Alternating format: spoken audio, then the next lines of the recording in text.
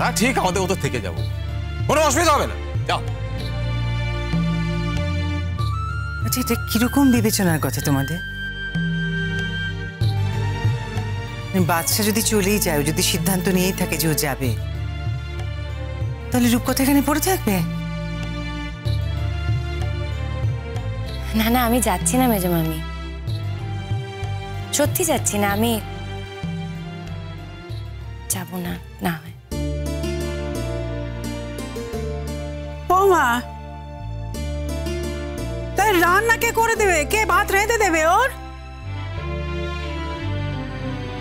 হ্যাঁ, আমি জানি সেখানে ওরা নোক টোক আছে দেখাশোনা করার জন্য, তো অন্যের রান্না কেন খাবে? তুমি না গেলেও দেখভাল কে করবে?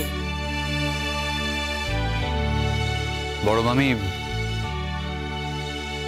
রূপকথা এখনই যাচ্ছে না আমার সঙ্গে।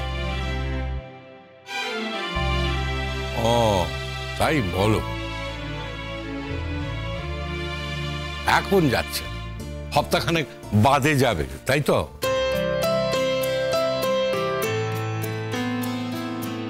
আমাকে কি কোনো কথাই বলতে দিচ্ছে না রে বাবা, আমার কথাটা শুনবে তো, তারপর তোমরা বিবেচনাটা করো।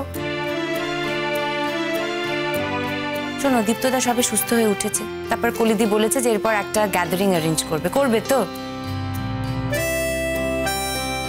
তো তোমরা বাড়ি শুদ্ধ লোক সেখানে আনন্দ করবে, আর আমি তোমাদের ছেলের সঙ্গে ওইখানে গিয়ে বসে থাকবো, সেটা তো হতে পারে না। তার চেয়ে বরং এখানে আনন্দ ফুর্তিগুলো করে নিয়ে তোমাদের সকলের সঙ্গে, তারপর দেখা যাক, যদি যেতে হয় তাহলে তখন না হয়। যদি যেতে হয় কথা বলছো কেন? তুমি খুব ভালো করে জানো যেতে তুমিও চাও, আমরাও চাই। যেতে চাইবেই তো, যাওয়ারই তো কথা। আর তুমি যদি যেতে নাও চাও, তোমাকে আমরা জোর করে পাঠাবো। হ্যাঁ, ছেলেটা ওখানে একা থাকবে নাকি? হ্যাঁ, এখানে থাকলে বলো, আমরা সকলে আছি, আমাদের সকলের মধ্যে থাকতে পারবে। সেটা নয়, অবশ্য কথাটা অন্য। বাদশা যে ওখানে যেতে চাইবে এটা আমি ভাবিনি। অবশ্য আমাদের বয়স হয়েছে, আমি কি ভাবলাম এতে কি এসে যায়। ও এখন বড় হয়েছে, ও যা ভাববে তাই তো হবে। সেজো মামু, এরকম করে কেন বলছো? আমি তো বরাবরই বাইরে ছিলাম, তোমরা তো সেটা সবাই মেনে নিয়েছিলে। কি নাওনি মেনে?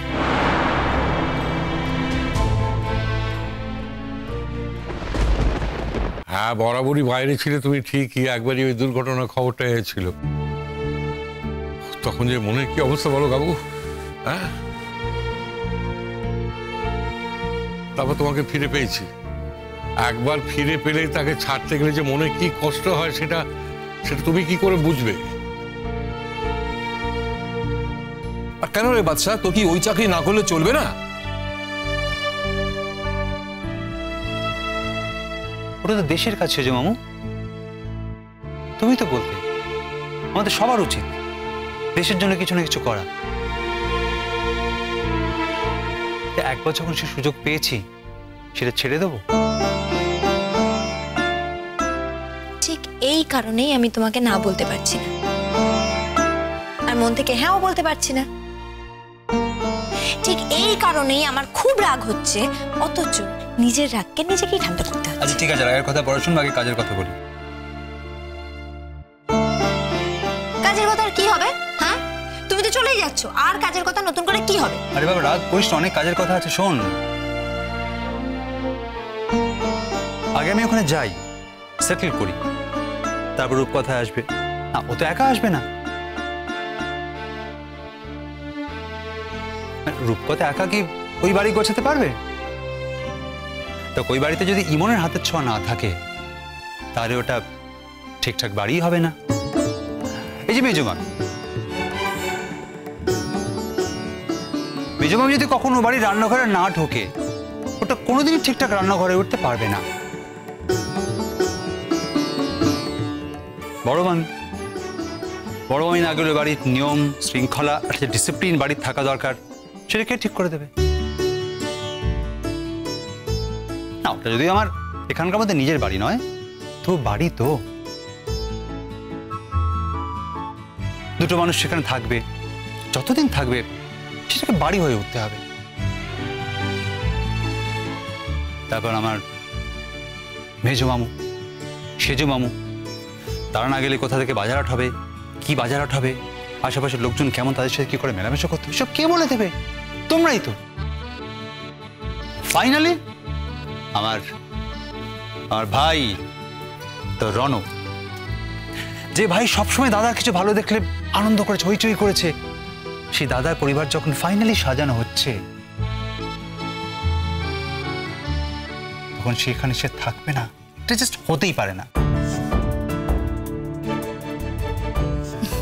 বলছি তোমরা কি এমন কোনো কথা বলছো যেখানে আমি থাকতে পারবো না? না, আমার অ্যাকচুয়ালি সব কথায় থাকা বারণ আছে, তো তাই জন্য। ঠিক আছে, অসুবিধা নেই, আমি চলেই যাচ্ছি। তুমি এইভাবে কথা কেন বলো মিঠুদি? সব কথায় তোমার থাকা কেন বারণ হবে?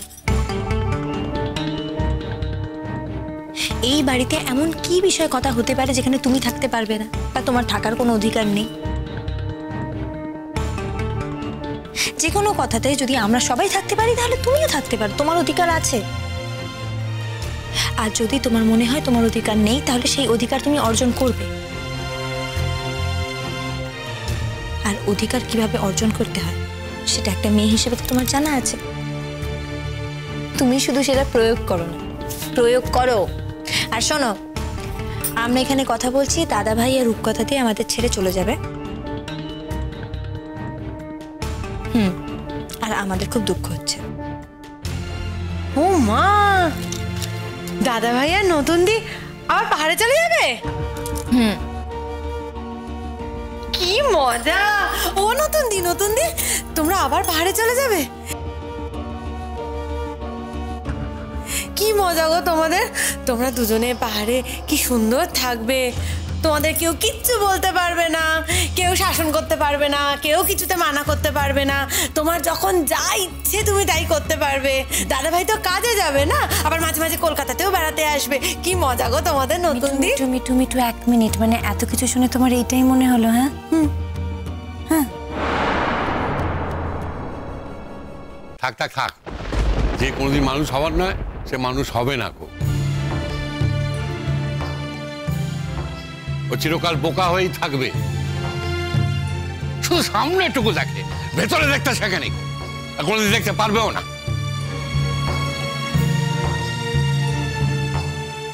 দেখলে দেখলে এই জন্য চলে যাচ্ছিলাম। আমি কোনো কথা বললেই এ বাড়িতে দোষ হয়ে যায়, আমার থাকাই বারণ সব আচ্ছা, কথা। তুমি আমাকে একটা কথা বলো, এই যে ওরা চলে যাচ্ছে, এই খবরটা শুনে তোমার খারাপ লাগছে না?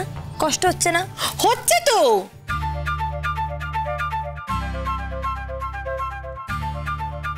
কিন্তু আমি তো আমার কষ্টের দিকটা বলিনি না, আমি ওদের ভালোর দিকটা বলেছি, যে ওরা দুজনে পাহাড়ে যাবে, দুজনে খুব সুন্দর করে থাকবে, সেইটা দেখে আমার ভালো লাগবে, আমি সেইটা বলেছি। কষ্ট হবে না, দুঃখ তো হবেই।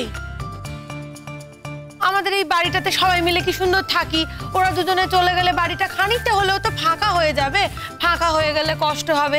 কিন্তু এই যে ওরা দুজন ভালো থাকবে, সেইটা ভেবেই আমার কিন্তু খুব আনন্দ হচ্ছে, সত্যি বলছি গো।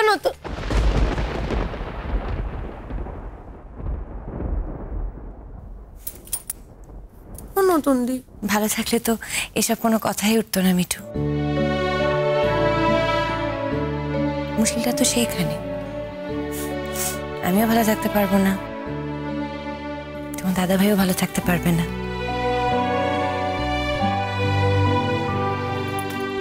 খুব কষ্ট হবে আমাদের, খারাপ লাগবে। হ্যাঁ,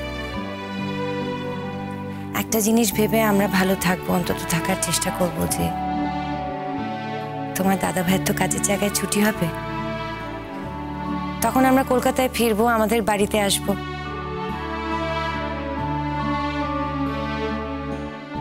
নিজেদের লোকেদের সঙ্গে একসঙ্গে থাকবো আবার। আর তোমরা কি ভেবে ভালো থাকবে বলো তো? তোমরা এই ভেবে ভালো থাকবে যে বাচ্চার যখন কাজের জায়গায় ছুটি হবে তখন আমরা বাড়িতে আসবো। আমরা পরস্পর এই অপেক্ষা নিয়ে ভালো থাকবো, দেখা হওয়ার অপেক্ষা।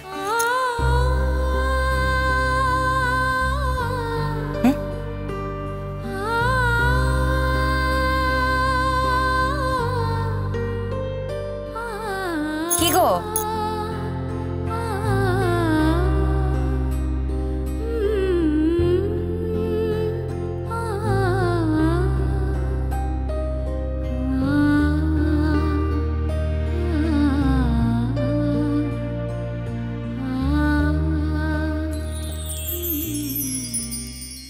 আচ্ছা ঠিক আছে, আমাদের অনুষ্ঠানটা কবে হচ্ছে? এই মন্ডল, ওসবের দরকার নেই, অনেক হয়েছে। না না, ওসব কথা বলে চলবে না। দেখো, আমরা বৌভাতের জন্য একটা ছোট্ট গ্যাজেট মানে একটা ছোট্ট গেট টুগেদারের আয়োজন করতে চাই। আমরা সেটা কিছুতেই মিস করতে চাই না। কি ভাবো কি আমাদের? কুসুম দোলা কুসুম দোলা